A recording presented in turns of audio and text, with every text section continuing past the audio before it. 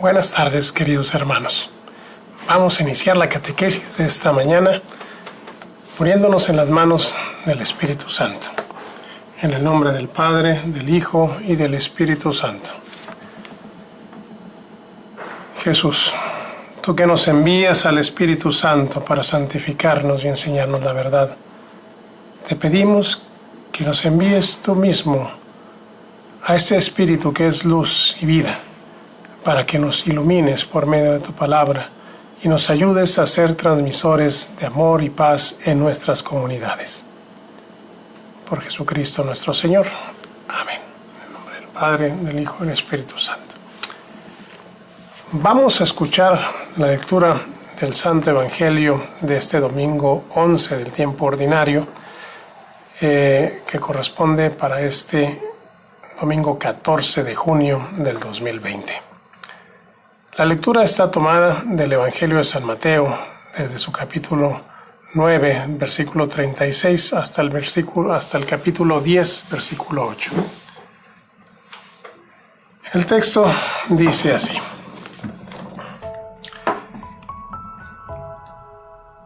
Jesús recorría todos los pueblos y aldeas, enseñando en las sinagogas, proclamando la buena noticia del reino y curando todas las enfermedades y dolencias.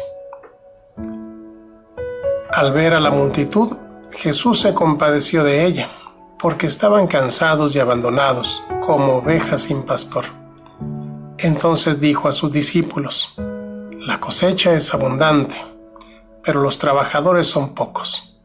Por eso, rueguen al dueño de la cosecha que envíe trabajadores a recogerla.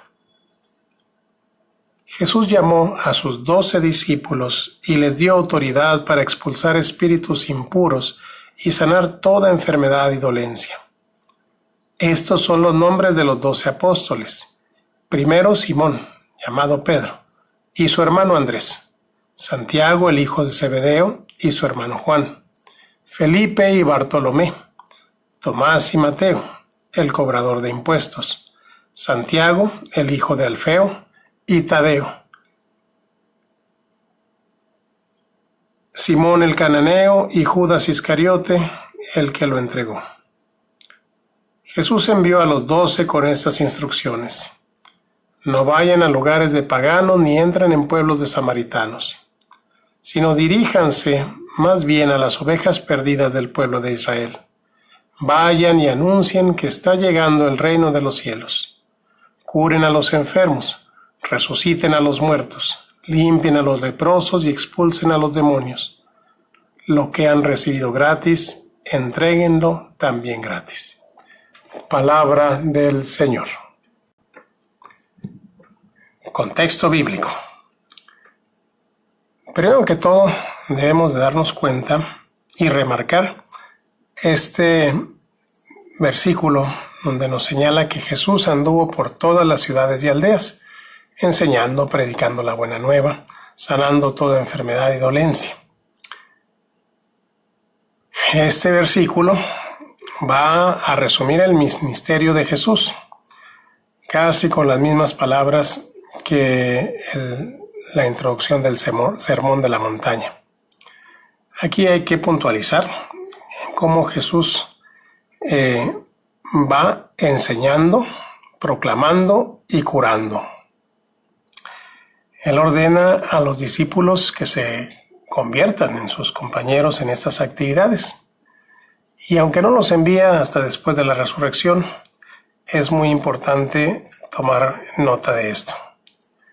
Sabemos pues que después de esto, el ministerio de los discípulos crece naturalmente al lado del ministerio de Jesús.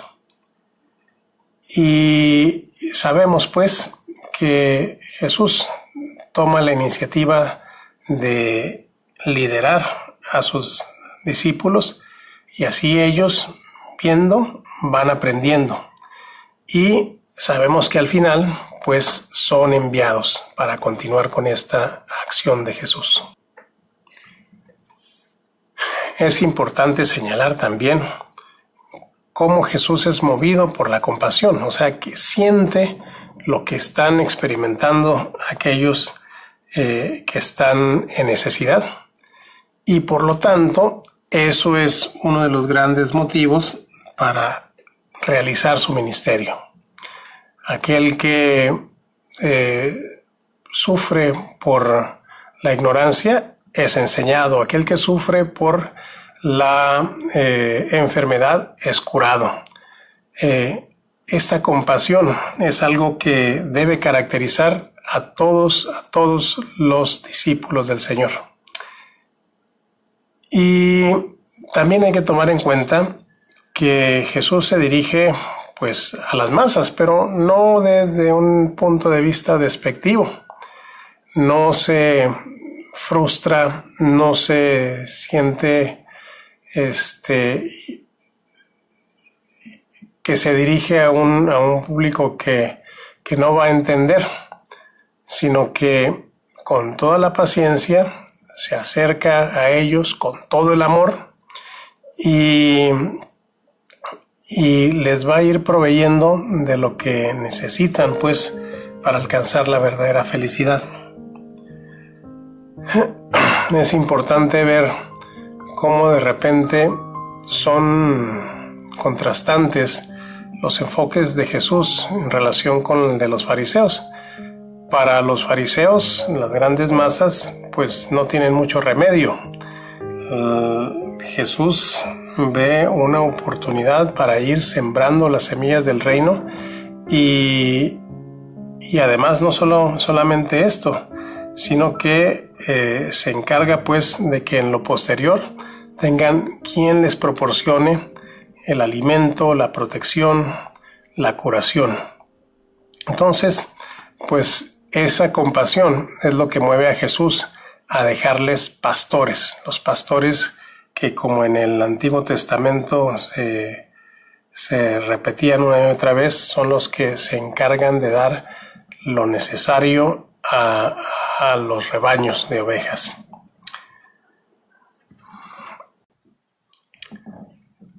Jesús ve a la gran multitud como ovejas sin pastor, por lo tanto, se va a ocupar de dejarle a esos pastores que necesitan.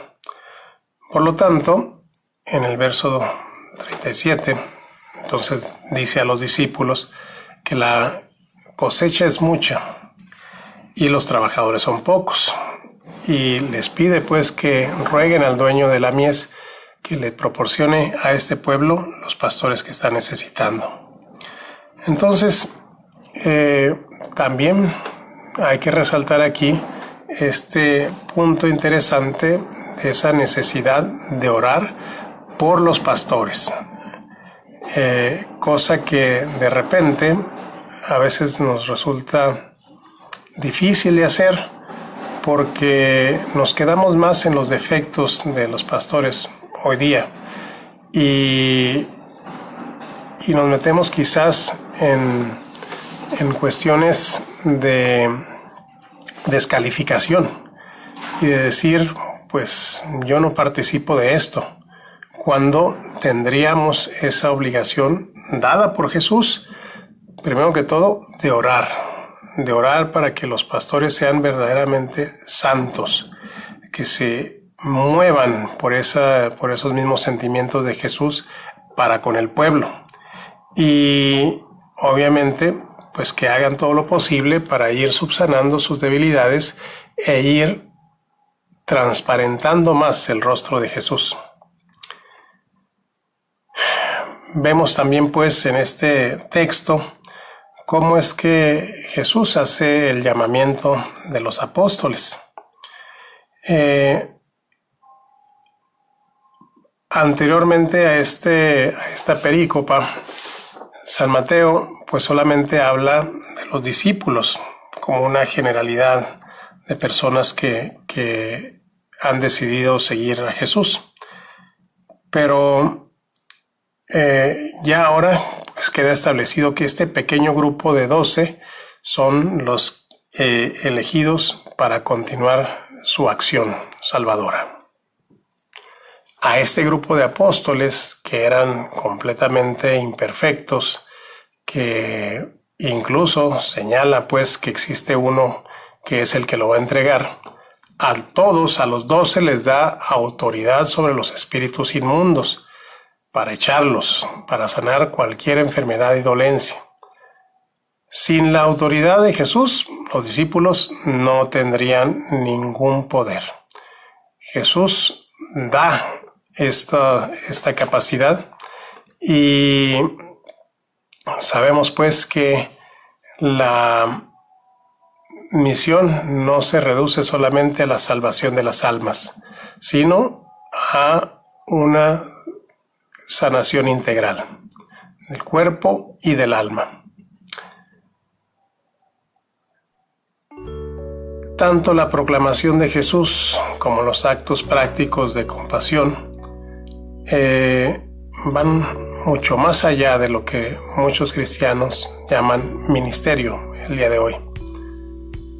Hoy nuestras comunidades parecieran devastadas por las fuerzas del mal, la violencia, la injusticia, todo tipo de dolor humano, mientras pareciera que la Iglesia permanece completamente irrelevante y que habría solamente unos cuantos que se dedican a hacer algo más allá. Después de la resurrección, Jesús manda a los discípulos a hacer discípulos, a bautizar y enseñar. Y entonces, con esto se ve cómo van ampliando esta misión de manera sustancial.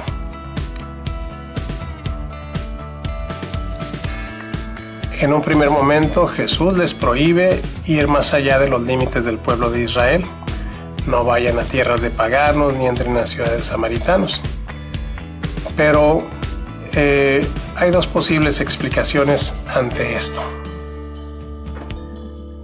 En un primer momento, pudiera parecer bastante restrictiva este mandato de Jesús, pero habríamos de recalcar el hecho de que ellos se encontraban en un proceso de entrenamiento, en un proceso de crecimiento, en un proceso de dar por sí mismos las respuestas que se les estaban pidiendo. Habría pues en un primer momento que limitarse a la cuestión del pueblo de Israel, pero en la parte más, digamos, oscura, que sería la de Galilea, donde pues básicamente había mucho más influencias del extranjero que en ningún otro lado de Israel. Y el mensaje es claramente temporal. Después de la resurrección vemos cómo Jesús los manda a todo el mundo. Y podría haber una relación con la misión de los cristianos de hoy día. Creo que sí. Serán enviados pues a proclamar que el reino de Dios está cerca. Y tenemos que traer de nuevo a colación los verbos que se utilizan en este texto para mencionar pues la misión. Porque los discípulos deben proclamar, curar, levantar, limpiar y echar fuera. Aunque básicamente pudiéramos resumir todo esto en proclamar y sanar, es importante ver cómo están llamados a continuar la misión de llamar al arrepentimiento, a la conversión y a anunciar pues que este reino de amor está ya presente. Entonces, creo que debiéramos también de considerar que les recalca un asunto también importante. Gratuitamente han recibido este poder, gratuitamente tienen que ejercerlo.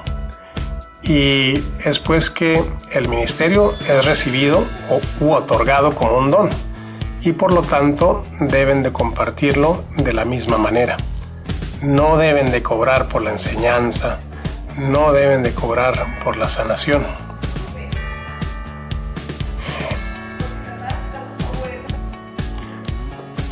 Finalmente, esta misión que les da a sus discípulos consiste también en confiar en la providencia divina, porque los mandan así nada más, sin alimentos, sin dinero, sin vestido, llamados a confiar en esta providencia del Padre que les asegura que no les faltará nada.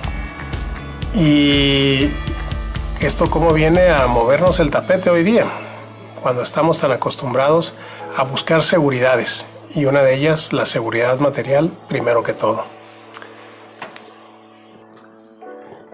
Vayamos al segundo paso, la meditación. ¿Qué me dice a mí esta palabra de Dios? Y entonces, en un primer término, pudieras preguntarte, ¿eres capaz de compadecerte de los demás como Jesús lo hizo? También, sabiendo que si estás escuchando, viendo este video, pues has sido llamado por Dios. No estás aquí contemplando esto por accidente. Y entonces, ¿cómo le has respondido a Dios sobre esta misión que te ha encomendado? ¿Siquiera la has descubierto ya?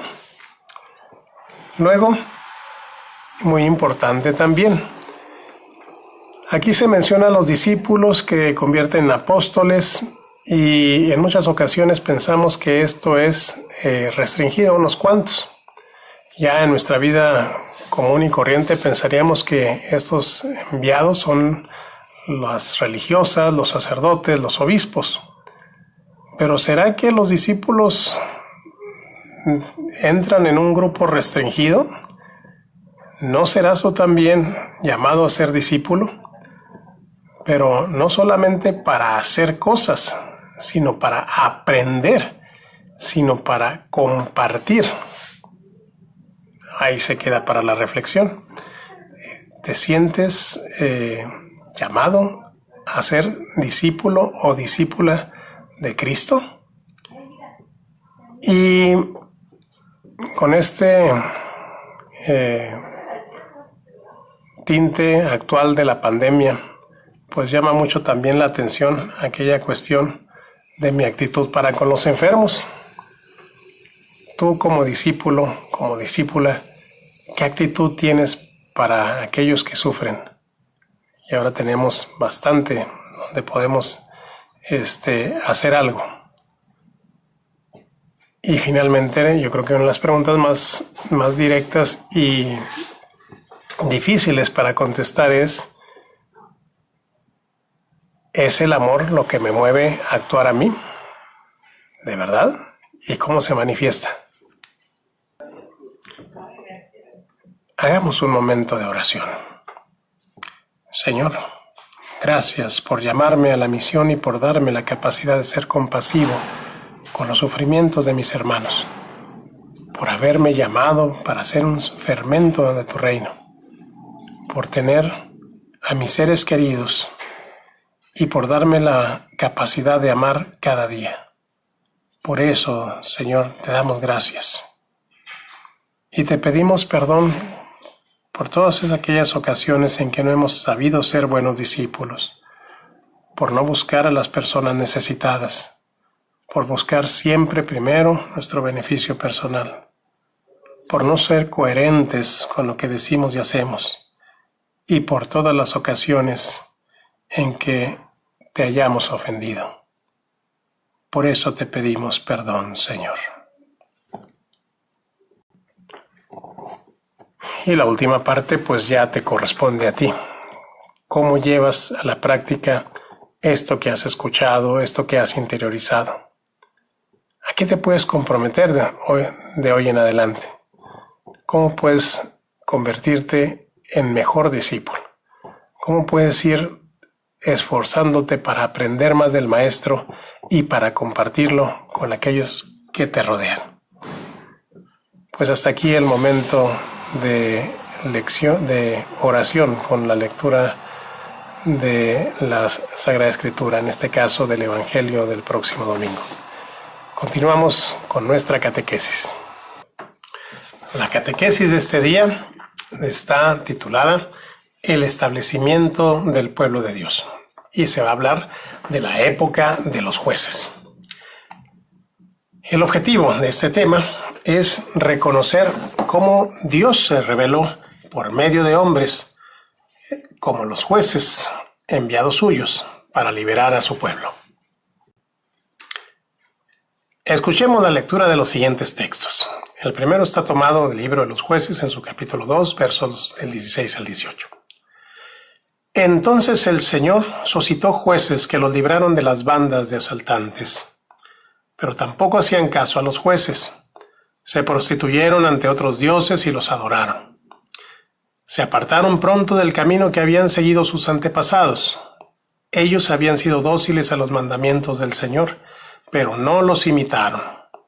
Cuando el Señor hacía surgir jueces, Él estaba con el juez y los libraba de sus enemigos mientras vivía el juez, porque el Señor se compadecía al oírlos gemir bajo la tiranía de sus opresores. El siguiente texto está tomado del Catecismo de la Iglesia Católica, en su número 218. A lo largo de la historia, Israel pudo descubrir que Dios solo tenía una razón para revelársele y escogerlo entre todos los pueblos como pueblo suyo: su amor gratuito. E Israel comprendió que también por amor Dios no cesó de salvarlo y de perdonarle su infidelidad y sus pecados. El tiempo de los jueces es un tiempo de consolidación y unificación. El pueblo de Israel, después de 40 años de andar errantes y nómadas por el desierto, se organizan para reconquistar la tierra de Canaán, la tierra de sus antepasados. Obviamente esta lucha no fue nada fácil, sino fue un camino largo y difícil que duró quizás más de 200 años, desde la muerte de Josué, allá por el 1220 a.C., hasta el establecimiento de la monarquía en el año 1030 a.C. Con el nombre de jueces se designa a personajes muy singulares, porque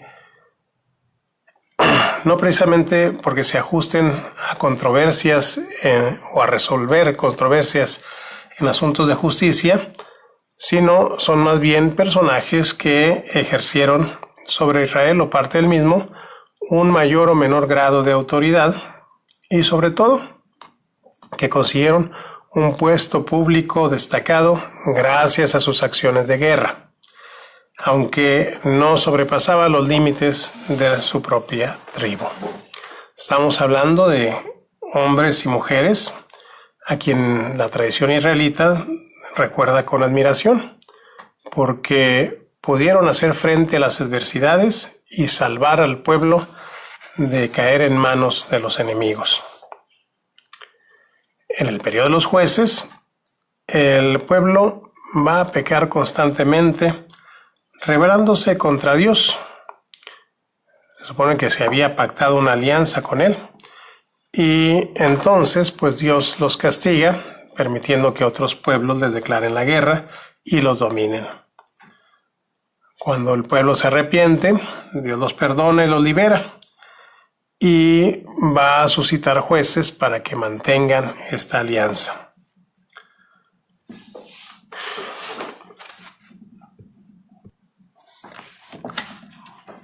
Los más sobresalientes de los jueces son los que se les ha llamado jueces mayores.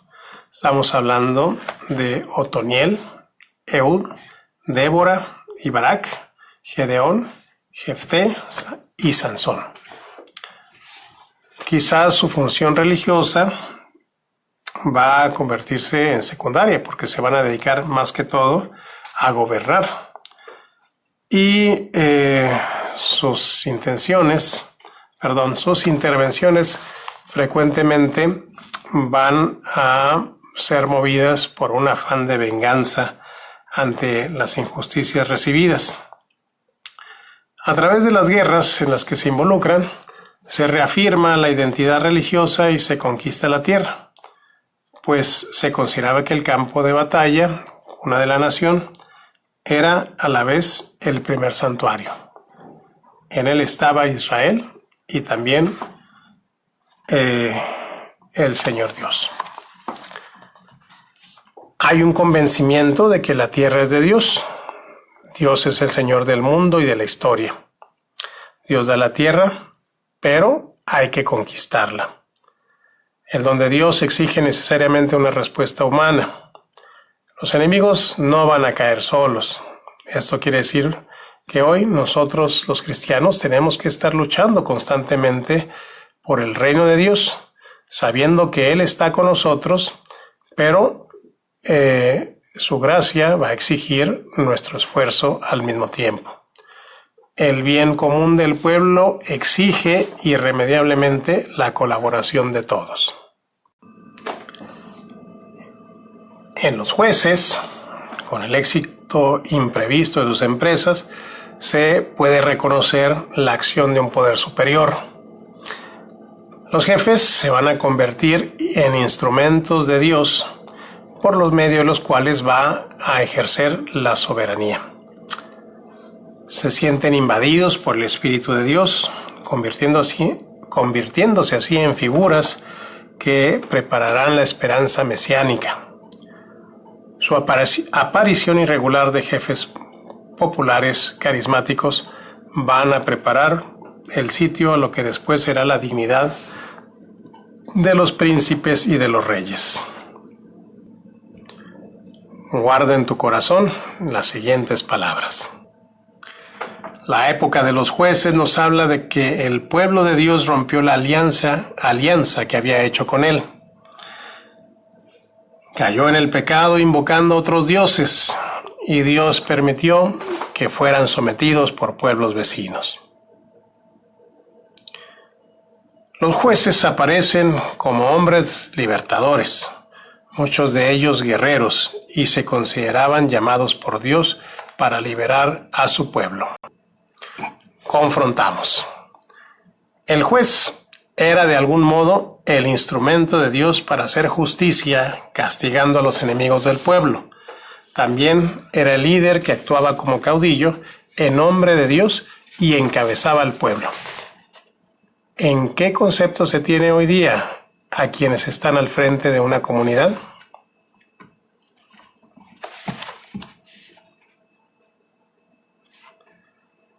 Si Dios pedía el esfuerzo por la conquista de la tierra y hoy nos sigue pidiendo una respuesta generosa, ¿será posible que podamos hacer una lista de las cosas o esfuerzos que se hacen para lograr un mundo mejor? Y vamos a terminar nuestra catequesis orando con el Salmo 47. Que todos los pueblos aplaudan, que aclamen a Dios con voz jubilosa, porque el Señor Altísimo es terrible, es el gran Rey de toda la tierra. Sometió pueblos a nuestro poder y puso naciones a nuestros pies. Eligió para nosotros la tierra que es nuestra heredad, orgullo de Jacob, a quien él amaba. Dios asciende entre aclamaciones, el Señor, al toque de trompetas. Canten a nuestro Dios, canten, canten a nuestro Rey, canten, porque Él es el Rey de toda la tierra. Canten a Dios con maestría. Dios estableció su reino sobre las naciones, Dios se sentó en su trono sagrado. Los nobles de las naciones se reunieron con el pueblo del Dios de Abraham, porque los gobernantes de la tierra pertenecen a Dios, que está por encima de todo. Te damos gracias, Padre bueno, porque a pesar de nuestra negligencia, constantemente nos envías pastores. Nos das la capacidad de seguir avanzando, siempre hacia un solo objetivo, encontrarnos contigo y construyendo tu reino de amor. Danos tu luz, danos tu paz, danos lo que necesitamos para convertirnos en verdaderos discípulos de tu Hijo. En el nombre del Padre, del Hijo y del Espíritu Santo. Gracias por su atención. Nos vemos en la siguiente catequesis. Dios los bendiga.